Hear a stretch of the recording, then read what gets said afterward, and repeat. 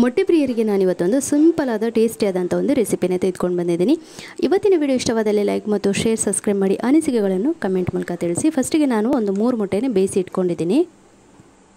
ಈಗ ಒಂದು ಪಾತ್ರೆಗೆ ಎಣ್ಣೆ ಹಾಕೊಳ್ಳಿ. ಯಾವುದಾದ್ರೂ ಬಣಲೆ ಅಂಥದ್ದು ಅಥವಾ ಸ್ಟೀಲ್ ಪಾತ್ರನೂ ಆಗ್ಬೋದು. ಈ ಎಣ್ಣೆಗೆ ಕರಿಬೇವು, ಒಂದು 2 ಕಾಯಿ ಮೆಣಸು, ಬೆಳ್ಳುಳ್ಳಿನ ಕಟ್ ಮಾಡಿ ಹಾಕ್ಕೊಂಡಿದ್ದೀನಿ. ನಾನಿಲ್ಲಿ ಶುಂಠಿ ಹಾಕ್ಕೊಂಡಿಲ್ಲ.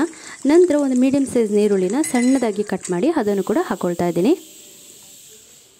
ಇದನ್ನು ಸ್ವಲ್ಪ ಚೆನ್ನಾಗಿ ಫ್ರೈ ಮಾಡ್ಕೊಳ್ಳೋಣ. ನೋಡಿ, ಈ ರೀತಿ ಕಲರ್ ಬರೋ ತನಕ ಫ್ರೈ ಮಾಡ್ಕೊಂಡಿದ್ದಾದಮೇಲೆ ಒಂದು ಚುಟ್ಕಿಯಷ್ಟು ಅರಿಶಿನ ಹಾಕ್ಕೊಂಡ್ರೆ ಆಯಿತು. ಇಲ್ಲಿ ನಾನು ಕೊತ್ತಂಬರಿ ಪುಡಿ ಮತ್ತು ಜೀರಿಗೆ ಪುಡಿ ಮತ್ತು ಗರಂ ಮಸಾಲ ಹಾಕ್ಕೊಳ್ತಾ ಇದ್ದೀನಿ.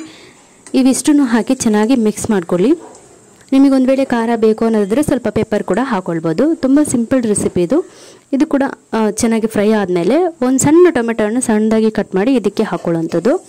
ಇದು ಕೂಡ ಒಳ್ಳೆ ಒಂದು ಫ್ರೈ ಆಗಲಿ. ಇದಕ್ಕೆ ನೀರೇನು ಹಾಕೋದೇ ಬೇಡ, ಚೆನ್ನಾಗಿ ಇದರಲ್ಲೇ ಬೇಯಬೇಕಿದು. ಈಗ ರುಚಿಗೆ ತಕ್ಕಷ್ಟು ಉಪ್ಪನ್ನು ಹಾಕಿ ಇದರಲ್ಲಿ ಟೊಮೆಟೊ ಎಲ್ಲ ಸ್ವಲ್ಪ ಬೇಯೋ ತನಕ ಇಡಬೇಕು. ಅದ ನಂತರ 1 ಸ್ಪೂನಷ್ಟು ಮೊಸರನ್ನ ಹಾಕ್ಕೊಳ್ತಾ ಇದ್ದೀನಿ.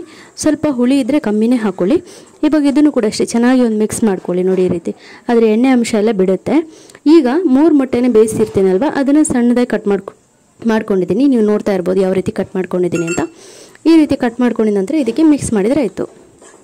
ತುಂಬಾ ಸಿಂಪಲ್ ರೆಸಿಪಿ, ಈಸಿಯಾಗಿ ಆಗುತ್ತೆ. ನಮ್ಮ ವೈಟ್ ರೈಸ್ ಜೊತೆಗೆ ಅಥವಾ ಕಜಿ ಅಕ್ಕಿ ಊಟದ ಜೊತೆಗೆ ಬೇಳೆ ಸಾರು ಮಾಡಿದಾಗ ಈ ರೀತಿ ಒಂದು ಸಿಂಪಲ್ ಆದಂಥ ಮೊಟ್ಟೆ ರೆಸಿಪಿನ ಮಾಡ್ಕೊಳ್ಬೋದು. ಮೊಟ್ಟೆ ಮಸಾಲ ಅಥವಾ ಮೊಟ್ಟೆ ಡ್ರೈ ಮಸಾಲ ಅಂತಲೇ ಹೇಳ್ಬೋದು.